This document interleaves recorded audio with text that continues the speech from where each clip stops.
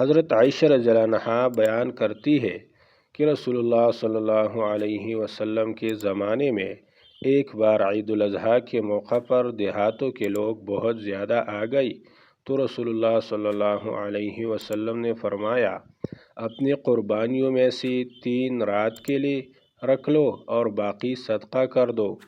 بیان کرتی ہے کہ پھر اس کے بعد کا موقع آیا تو رسول اللہ صلی اللہ علیہ وسلم سے پوچھا گیا، اے اللہ کے رسول، لوگ پہلے اپنی قربانیوں سے فائدہ اٹھاتے تھے،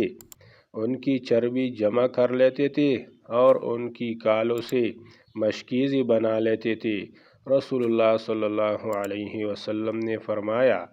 تو اب کیا ہوا؟ انہوں نے کہا، اے اللہ کے رسول، آپ نے قربانی کا گوشت 3 رات سے زیادہ رکھنے سے منع فرما دیا ہے۔